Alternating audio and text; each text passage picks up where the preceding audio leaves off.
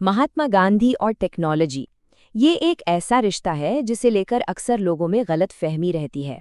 तो आज चलिए इसी गलतफहमी की तह तक चलते हैं और असली कहानी का पता लगाते हैं। तो चलिए सीधा उस बड़े सवाल पर आते हैं जो हमेशा पूछा जाता है। क्या गांधी जी सच में आधुनिक उपकरणों के खिलाफ थे? क्या वो तरक्की के रास्ते में खड़े थे? ये एक बहुत ही आम धारणा है और आज हम इसी की सच्चाई को जानेंगे। तो सबसे पहले बात करते हैं उस आम मिथक की, वो कहानी जो हम सब ने कभी न कभी सुनी ही है। और वो कहानी ये है कि महात्मा गांधी आधुनिक टेक्नोलॉजी और मशीनों के, आप कह सकते हैं, कट्टर दुश्मन थे। कि उन्होंने अपनी पूरी जिंदगी सिर्फ पुरानी पारंपरिक चीजें ही इस्तेमाल की, है ना। एक ऐसी इमेज बनती है जैसे वो तरक्की के बिल्कुल खिलाफ थे। पर क्या यही पूरी सच्चाई है? तो अब वक्त आ गया है इस मिथक को तोड़ने का और उस सच्चाई को देखने का जो, यकीन मानिए, इससे कहीं ज्यादा गहरी और मजेदार है। अब देखिए, यहीं पर पूरी कहानी बदल जाती है। मिथक क्या है कि वो आधुनिक तकनीक के विरोधी थे, लेकिन असलियत क्या है?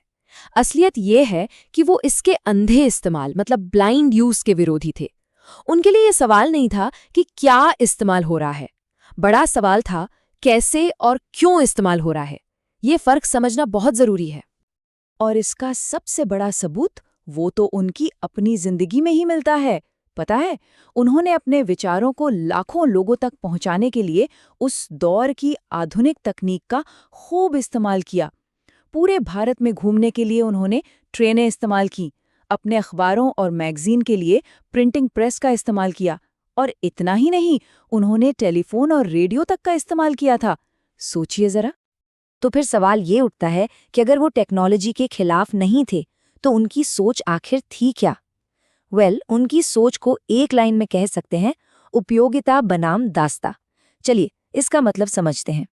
उनका मानना बहुत सीधा और साफ था। टेक्नोलॉजी का एक ही मकसद होना चाहिए, इंसान की भलाई। उसे इंसान को गुलाम बनाने या लोगों से उनका काम छीनने के लिए नहीं होना चाहिए।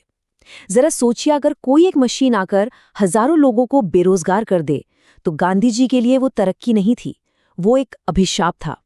ये उनकी सोच का एक बहुत ही फंडामेंटल पॉइंट था। और अगर उनकी इस पूरी सोच का कोई एक सबसे पावरफुल सिंबल है तो वो है चरखा। अब चरखा सिर्फ सूत काटने का एक औजार नहीं था, नहीं, वो उससे कई ज्यादा, कई बड़ा था। देखिए, चरखा 3 बहुत बड़ी बातों का प्रतीक था।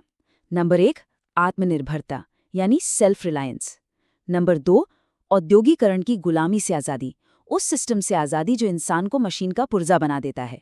और नंबर 3, जो कि सबसे ज़रूरी है, ये इस बात का प्रतीक था कि चुनाव हमारे हाथ में है।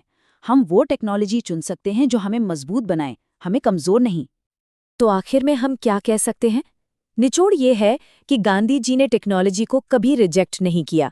उन्होंने उसे कॉन्शियसली, मतलब सोच समझ कर चुना।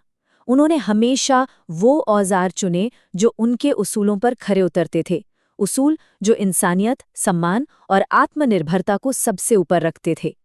और बस इसी बात के साथ एक सवाल भी छोड़ जाते हैं। गांधी जी की ही तरह इतिहास में ऐसा और कौन है जिसके बारे में लोगों को सबसे बड़ी गलतफहमी है? इस पर सोचिएगा जरूर।